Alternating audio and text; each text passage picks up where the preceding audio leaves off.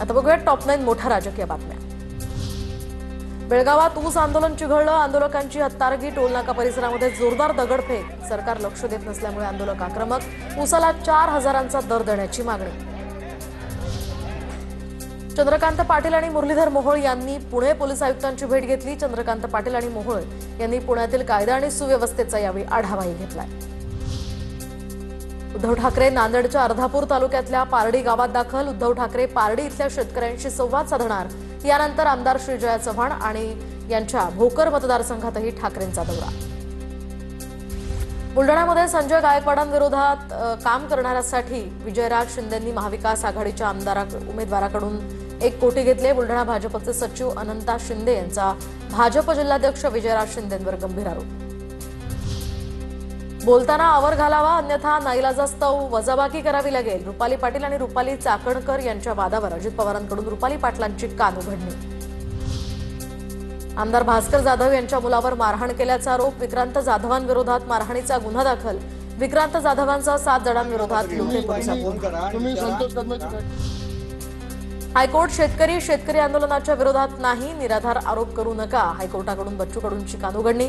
तर हायकोर्ट शेतकरी विरोधी असल्याची टीका बच्चू कडूंनी केली होती।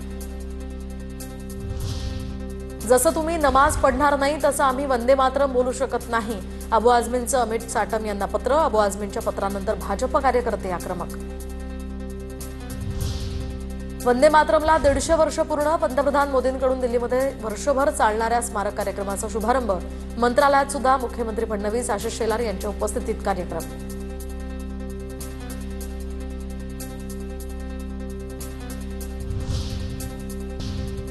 आता बघूया टॉप 9 राजकीय बातम्या।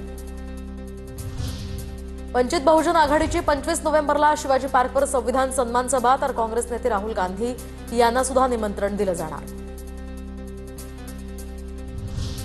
उद्धव ठाकरेंकडून नांदेडमधील नुकसानग्रस्त भागात पाहणी। आतापर्यंत मन की बात ऐकली, आता जन की बातही समजून द्या, ठाकरेंचं विधान।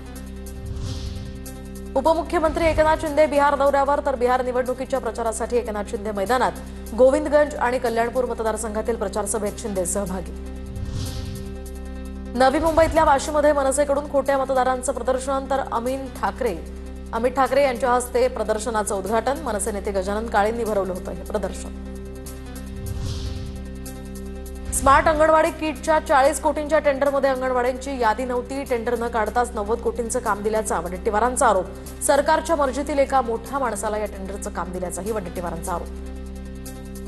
पुन्हा विदाउट टेंडर महिला बाल कल्याणनी सरकारच्या मर्जीतील एका मोठ्या माणसाला दिलं। हे काय सुरू आहे राज्यात?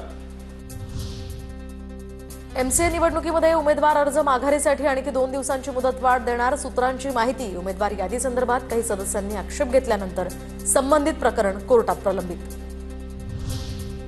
भारतीय महिला क्रिकेट संघातील स्मृती मंधाना, जेमिमा रॉड्रिग्ज आणि राधा यादव यांच्यासोबत मुख्यमंत्र्यांचा संवाद। मुख्यमंत्र्यांच्या हस्ते खेळाडूंना प्रत्येकी 2.25 कोटींचा धनादेश।